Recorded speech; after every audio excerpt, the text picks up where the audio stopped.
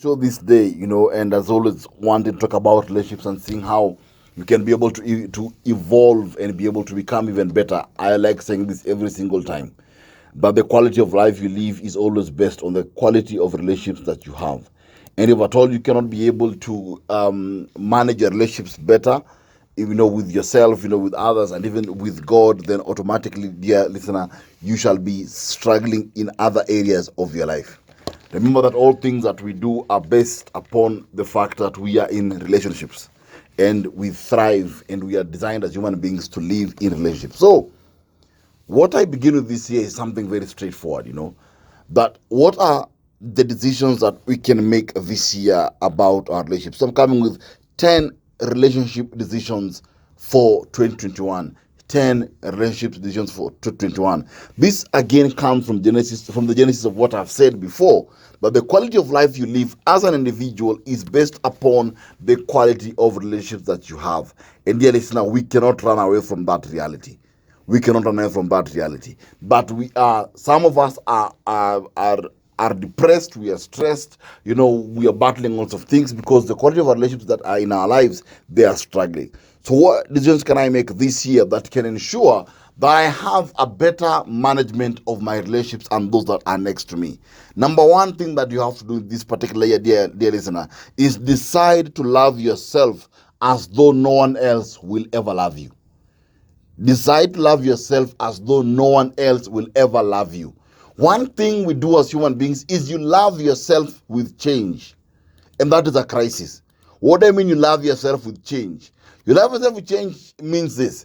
It means that I have the capacity to love myself as Victor 100%, but I love myself to 30%, hoping that the 70% someone else will come and fulfill. You love yourself leaving some room for someone else to love you. That's not the way to do it. Love yourself as though no one else will love you.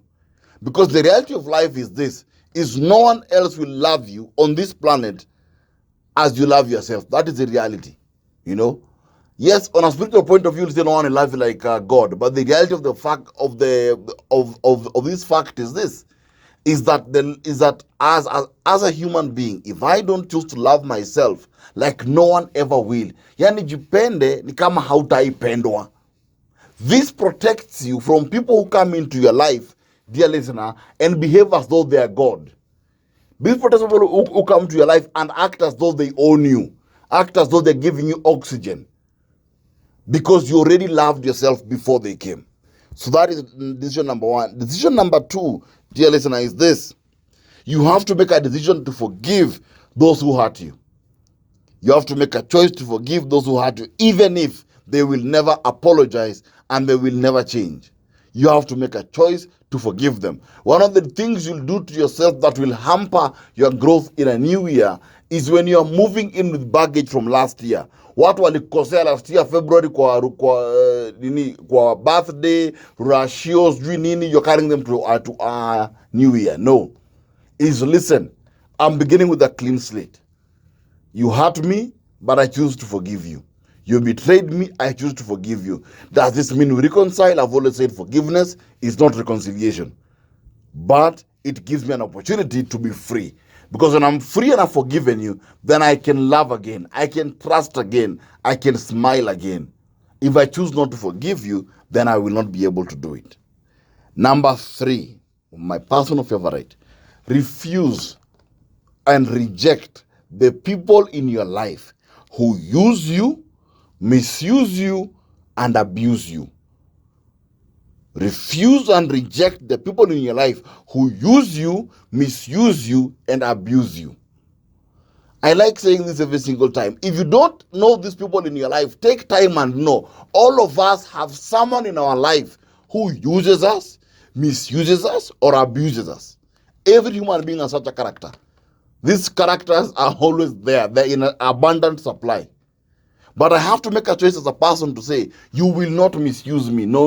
I'm done being misused by you. Or I'm done being used by you. Or I'm done being abused by you. I have to come to that place and say, not anymore. No.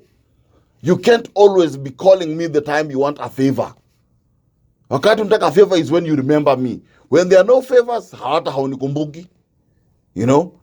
And I've had people saying, oh, Victor, you know, I have this person, I have this relative in my family, nikimpigia shikangi simu, nikimtafuta, lakini ile siku anataka mtu wa kumwangalilia mtoto, ndio napigiwanga simu. My dear friend, when you have a user in your life, remember, the users in your life get strength from you. You either strengthen them or you weaken them. That is a choice that you make. But you have to get rid of those jealous in your life who use you, misuse you, or abuse you. Because they are the first people who drain you. Number 4, again, one of my personal favorites is this. Allow those who want to leave you to leave. If someone wants to go, to live your life, allow them to go. Wacha kushikilia watu wenye wanataka kuenda.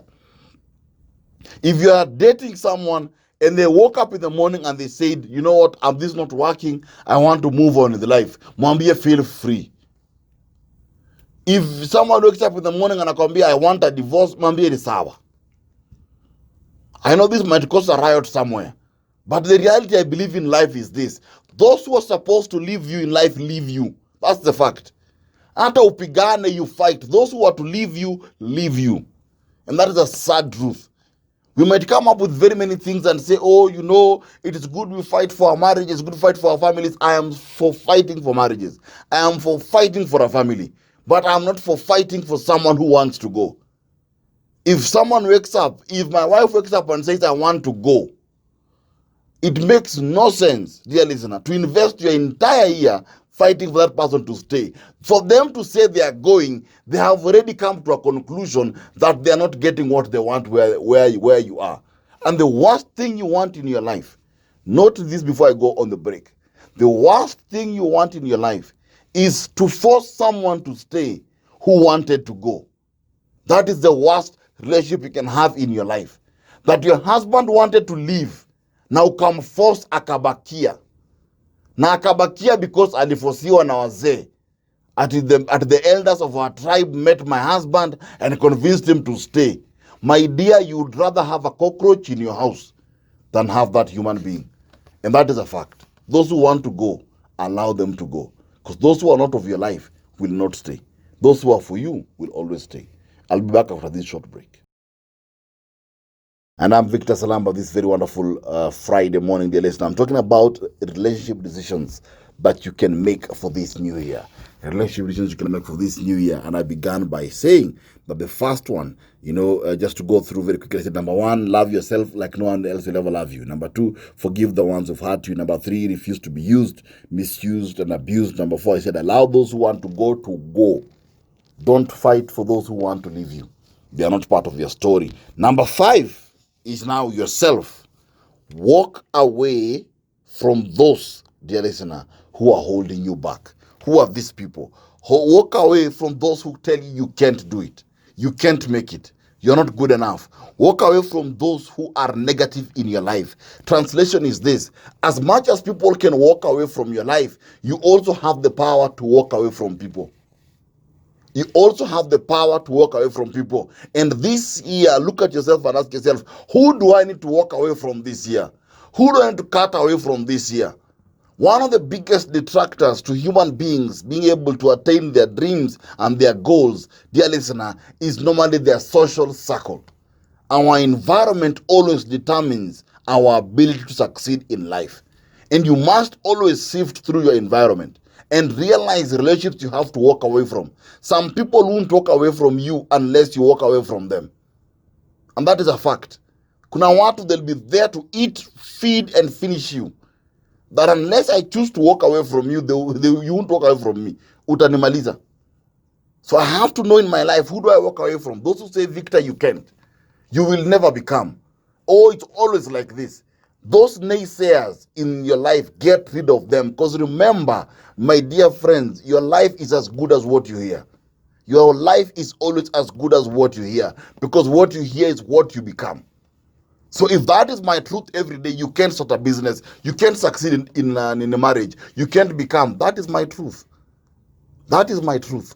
And so I have to know, who do I need to walk away from in my life this year? Who do I need to block? Who do I need to delete? Who do I need to chase away? Who do I need to dump?